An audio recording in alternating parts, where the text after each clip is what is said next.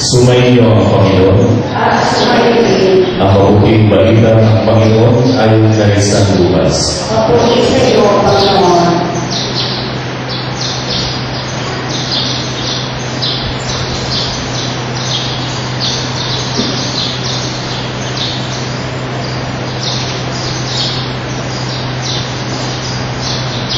Nung si Herodes ang hari ng Judea, may isang saserdote na alay Zacarias sa pangkat ni Abias, at mula rin sa libing Aaron ang kanyang asawa si Elizabeth.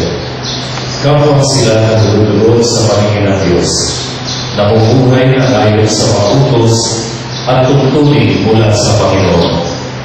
Wala sila lahat sapagkat bago si Elizabeth at sila'y matanda na. Ang pangkat ni Zacarias ang nanunungkulan noon, at siya'y naglilingkod sa harapan ng Diyos bilang saserdote. Nang sila'y nagsapalaran ayon sa kaugalian ng mga saserdote, siya ang nanghirang na maghandog ng kamanyan. Kaya pumasok siya sa templo ng Panginoon sa oras ng pagsusunog ng kamanyan. Samantalang nagkakatipon sa labas ang mga tao at nananalangin. Walang ano-ano'y napakita sa kanya ang isang anghel ng Panginoon. Nakatayo sa gawing kanan ng tambahan sulugan ng kamanyan. Nagulat si Zacarias at siniglan ng matinding takot nang makita ang anghel. Ngunit sinabi nito sa kanya, "Huwag kang matakot, Zacarias. Dininig ng Diyos ang panalangin mo. Kayo ni Elizabeth ay magkakaanak ng isang lalaki, at Juan ang ipapangalan mo sa kanya. Ikaw ay matutuwa at magiging maligaya, at marami ang magagalak sa kanyang pagsilang sapagkat siya ay magiging dakila sa paningin ng Panginoon. Hindi siya iinom ng alak o anumang inuming na kalalasing. Sa sinapupunan pa lamang ng kanyang ina, mapupusmos na siya ng Espiritu Santo. Marami sa mga anak ng Israel ang panunumbalikan niya sa kanilang Panginoong Diyos. Mauuna siya sa Panginoon. Taglay ang Espiritu at kapangyarihan ni Elias upang pagkasunduin ang mga ama at mga anak at panumbalikin sa daan ng matuwid ang mga suwain. Sa gayon, ipaghahanda niya ng isang bayan ang Panginoon. Sinabi din Zacarias sa anghel, "Paano ko matitiyak na mangyayari ito, sapagkat ako'y napakatanda na at gayon din ang aking asawa?" Sumagot ang anghel, "Ako si Gabriel na naglilingkod sa harapan ng Diyos. Sinugo ako upang ihatid sa iyo ang mabuting balitang sinabi ko na sa iyo. At ngayon, pabibigyan kang hindi makapagsasalita hanggang sa araw na maganap ang mga bagay na ito, sapagkat hindi ka naniwala sa mga sinabi ko na matutupad pagdating ng takdang panahon." Samantala, naghihintay naman kay Zacarias ang mga tao. Nagtaka sila kung bakit nagtagal siya ng gayon sa loob ng templo. Paglabas niya ay hindi na siya makapagsalita. Mga senyas na lamang ang ginagamit niya. Kaya natanto nila na nakakita siya ng pangitain at siya'y nanatiling titig. Nang matapos ang panahon ng kanyang paglilingkod, ay uuwi na siya. Hindi na nagtagal at naglibing si Elizabeth. At hindi ito umalis ng bahay sa loob ng 5 buwan. Ngayon nilingap ako ng Panginoon, wika ni Elizabeth. Ginawa niya ito upang alisin ang aking kadustahan sa harap ng mga tao. Ang mabuting balita ng Panginoon. Napuri ka namin, Panginoon sa Kristo, ang subukan ka. Napakasarap po ng pakiramdam kapag kayo ay uuwi sa inyong tahanan. Kaya ako ay natutuwa sapagkat ngayon po ay mayroon ako pagkakataon muli umuwi sa dati kong tahanan. Ang patabuan din yata o humigit kumulan na patabuan na ako ay naglingkod po dito bilang katuwang na pari ni Father Jimmy. Sinasabi po nila, ang buhay daw po ay isang puro ugnayan, no? Isang series of relationship. Tingnan po natin. Sagot kayo, ha? Pag mayroong teacher, mayroong estudyante. Pag mayroong doktor, mayroong. Pag may mga magulang, may mga. Pag may abogado, mayroong akusado. Pag may driver, mayroong sasakyan. Pag mayroong boss, mayroong empleyado. Pag mayroong dinuguan, mayroong puto. Pag may sampurado, mayroong. Pag may patisal, mayroong abe. Pag mayroong manloloko, mayroong. Pag mayroong manliligaw, mayroong minamahal. At pag mayroong Piolo Pascual, mayroong Casey Montero daw. Ayun, ha? Pag may chismis, may mga chismoso at chismosa. Yan. Narinig natin sa mga balita, no? Tinatawag natin rumors. Nung panahon ni ng martial law, kinukulong ka pag meron kang nahuli kang nag-rumor mongering. Ano yun? Yung nagkakalat ka ng mga hindi totoo na bagay. No? Kung magagaling sa akin dito yung mga makapiolo, ginamit ko lang ng joke ito. Okay, pag-ising. Ising na ba kayo? Kanina nakita ko kayo, kumakas pa kayo na Christmas in our hearts. No? Napapasabay ako, nakakatuwa. No? Buong kagalakan, nagpapauto kayo kay Father Gigi. Ano Gigi, ready kita. Okay. So, pag mayroong, sabi nila, no? Meron po tayong kasabihan sa Tagalog. Pag mayroong magandang balita, nahanapin ang bigla. Pero kung isa kahit hindi magandang balita, itinamamanila. Hindi ba? Chismis yun. No, rumor, mongering yun. Okay, ito po si Zacarias. Narinig natin yung kwento, no? Sinabihan siya ng anghel. Kaso, hindi siya naniwala. Akala niya, chismis lang yan. Hindi totoo yan. Kaya anong nangyari? Napili. Dahil hindi naniwala sa katotohanan. Kayo, pag hindi kayo naniwala sa katotohanan, mapipili kayo. Hindi po ba? Ganun ang nangyayari sa ating mga tao. Kaya sinasabi, lahat ng Kristiyano mayroong responsibilidad tungkulin na ipahayag ang mabuting balita. Pero hindi tayo naniniwala. Kaya pag tayo ay sinabihan na ikaw ay isang patotoo sa mabuting balita, you are a living witness to the good news, hindi tayo naniniwala. Kaya hindi tayo makapagsalita. Napipili tayo, natatameme tayo, dahil hindi natin pinaniniwalaan ang katotohanan. Alam nyo, doon po ako ay nasa labas pa, ang aking profesyon ay nasa Human Resources and Development. Ako po ay isang graduate ng Psychology sa USC. At ako ay 5 ang kalahating taong pa lamang na pari. Alam po ng mga dating kada dito sa parokya, nung ako'y nagbilikod pa, late vocation priest po ako. Tinatawag nila ng so-called late vocation. Naalala ko na sinabi ng dating rector ng Holy Apostles Senior Seminary, si Father Ben Carlos. Sabi niya, there is no such thing as a late vocation. Because this is the perfect time God has called you to serve Him. At naniniwala ako, no, pampaluwag loob sa aming mga matatanda na pumasok sa seminaryo. Pumasok po ako sa seminary, 38 years old. Ganito na po ang aking hairdo. No? So, lahat ng mga kasama ko, fresh from high school. No? Mga 16, 17 years old. Ako, 38 years old. No? Nagtatrabaho na ako sa iba't ibang kumpanya nung ako pumasok sa seminary sa Baguio, sa Recoletos. Kaya doon ako nag-aral ng filosofiya.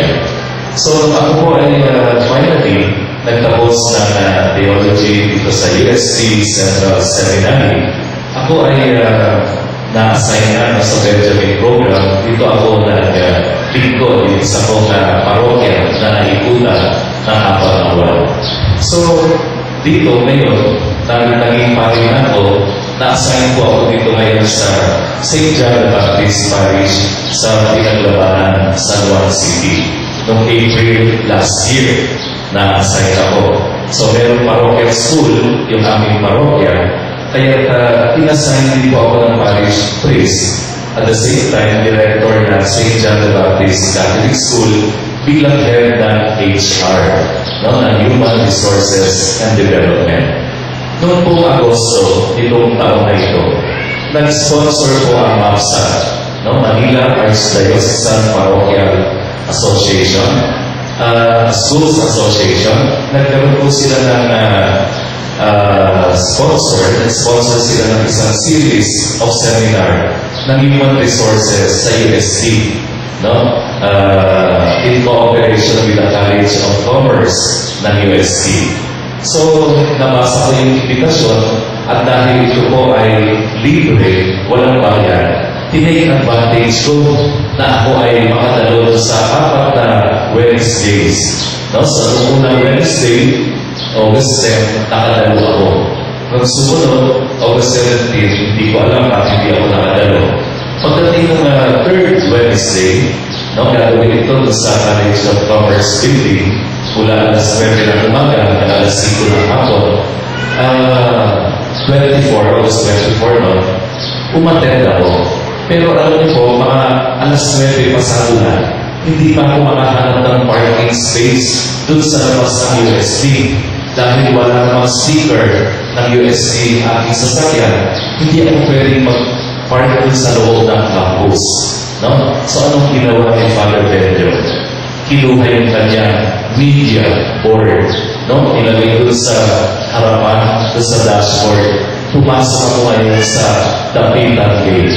Sabi ko sa guard, si Father Pedro ako, pupunta ako ng UST Central Seminary. Nagsinungaling si Father. Okay? Hindi ko sinabi totoo. Nandun ako attend ng seminar sa College of Commerce. Kasi late na ako Kaya gano'n ang ginawa ko. Pagpasok ko doon, pag-abot ko doon sa kanto ng main building, sinalubong pa ako ng isang guard. Sumaludo, sabi, "Good morning, Father. Please wait to the seminary." No? Nagsinungaling ka lang, sinaluduhan ka pa. Okay din daw. So, madaling salita, nakapagparada po ako doon sa harap ng parokya. Tapos eto na, naglalakad na ako papuntang seminary. No? Nakita ko, sumalubog sa akin isang napakalaking tarpaulin. No? Yung title ng talk ng kanilang speaker. Yung pala mga seminarista, nung araw na yun, meron silang talk, meron silang speaker na invited. Alam niyo po yung title ng talk? Konsensya mo, konsensya ko. Sabi ko, grabe naman na konsensya si Lord. So, ginawa ko, siyempre, no? Kasi kaya ako pumunta muna sa seminary, ayoko makahiya sa mga guard, ayoko malaman nila na nagsinungaling si Father, kaya hindi ako dumiretso sa College of Commerce. Kaya ako pumunta muna sa seminary, pero yun nga tumambad sa akin. So, nagpunta ko na nakausap ko muna yung mga ibang seminarista, yung ibang pagino, at na-decide ko na panindigan ko na. Doon na ako a-attend sa talk na konsensya mo, konsensya ko. Hindi na sa seminar sa UST College of Commerce. So, nag-umpisa para yung talk, no, sa isang dasal, tapos sinundan na Bayang Magiliw, tapos yung UST Code of Honor. Meron gano'n UST Code of Honor. So part of honor ng code, ganito ang sinabi, "I shall uphold justice and truth at all times. I will not cheat I will not tell a lie. Sabi ko, grabe ka naman, Lord. Ito na nga umattend na ng seminar. Sobrang pangongonsensya na yan. So, hindi po ako nag-regret dahil napakagaling ng kanilang speaker. No? Isa siyang British missionary of the Verbum Dei, Father James McTavish. At alam niyo, pinento ni Father James, bago po siya naging pari, ay naging isa siyang medical surgeon. No? Isa siyang doktor, nag-o-opera. At engineer siya, one time, siya pala ay isang intern, naroon po siya sa laboratory or rather emergency room ng isang hospital. Meron po biglang pinasok na isang pasyenteng babae, nagsisisigaw. Sabi niya, aray ko, mamamatay na ako. Sabi daw ng babae, tulungan niyo ako. So dali-dali, si Father James, lalapitan yung pasyente. Tinawag siya ng kanyang supervisor. Saan ka pupunta? Doctor, ayun po, may pasyente, kailangan ng tulong. Sabi ng kanyang supervisor. Bakit hindi na pupunta mo? Bakit hindi mo tignan itong pasyente na nakahiga sa tabi mo? Sabi ni Father James, wala naman pong problema dyan Tignan nyo, tahimik siya, at peace na at peace. Sabi ng kanyang supervisor, doctor, alam mo kung bakit yan tahimik? Dahil hindi na yan makahinga, mamamatay na yan. Yan ang asikasuhin mo. Alam ko, doon sa experience na yun ni Father James McTavish, gumawa siya ng analogy ng paghahambing sa ating konsensya. Sabi niya, not because our conscience is at peace, not because our conscience is silent, it means our conscience is right and good. Hindi daw dahil hindi tayo inuusig ng ating konsensya o hindi tayo pinapagabag ng ating konsensya, nakakahulugan ang konsensya natin ay mabuti at matuwid. Kailan po natin huling inusig ang ating konsensya? Kailan natin huling tinanong, yung ginagawa ko pa ba ay tama? O dahil patuloy, paulit-ulit na natin ginagawa ang isang bagay, hindi na natin ito kinoconsider na kasalanan. Yung pagsasabi ng hindi totoo, white lie ka naman yan, Father, o ikaw nga, nagwa-white lie ka rin Hindi ba? Yung pag-uumit na mga maliliit na bagay, Father, ang mga magnanakaw yung nandoon sa nakaupo doon sa gobyerno, ang lalaking pera ni nanakaw nila.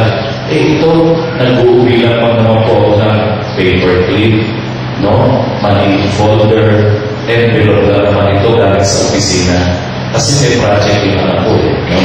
Konting pokot ba naman ito? Hindi naman po pagnanakaw ito. Yung pagsasalita mo ng mga laban sa iyong kapwa, yung paninira mo sa kanilang likuran, yung pagchichismis mo sa kanila. Father, totoo lang naman po yung pinag-uusapan natin. Hindi na natin kinoconsider, kinikilala yung mga maliliit na bagay na ito na kasalanan. Dahil sanay na tayo ginagawa natin ito araw-araw. Hindi na tayo pinapagabag ng ating konsensya. Mas pinag-iwalaan natin ang mga sabi-sabi kaysa sa katotohanan.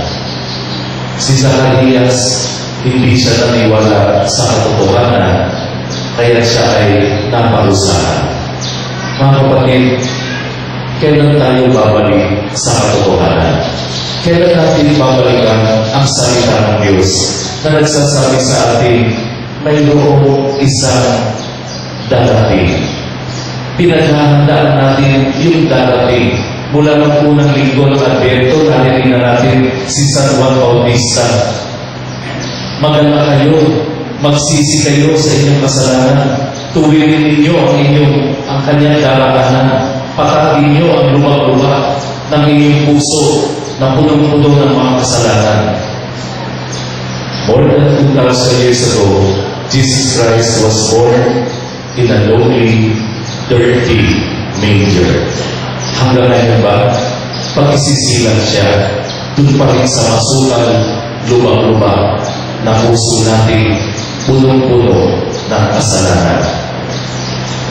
Baka hindi na po tayo nakokonsensya, paulit-ulit na yung ating ginagawang kasalanan, kumakapal na, namamanhid na ang ating puso, ang ating konsensya. Pinilit natin ibinabaon sa limot ang isang katotohanan. Ano po yung katotohanan na yun? Na ang Pasko ay hindi si Santa Claus. Na ang Pasko hindi si Rudolph the Red-Nosed Reindeer. Ang Pasko ay hindi si Frosty the Snowman, mga Christmas trees, Christmas parties, exchange gifts, reunion. Ano ang Pasko? Ang Pasko ay ang pagsilang ng isang manlolobos. Christmas is the birth of a Savior. Isang magliligtas sa ating kaalipinan sa ating mga kasalanan. Mayroong isang magdiriwang ng Pasko sa susunod na linggo. May magdiriwang pala ng kanyang kaarawan. Hindi po ba tayo pag nagsi-celebrate ng birthday, tayo ang tumatanggap ng regalo? Pero sa darating na Pasko, at every time na pinagdiriwang ni Jesus ang kanyang birthday, tayo ang humihiling ng tatanggapin. May Christmas wish ako sa Panginoon. Naitanong mo na ba sa iyong sarili? Ano ba ang iyong inihahandang regalo, iaalay sa Panginoong Diyos na magdiriwang ng kanyang kaarawan? What are you preparing for the birthday of Jesus Christ?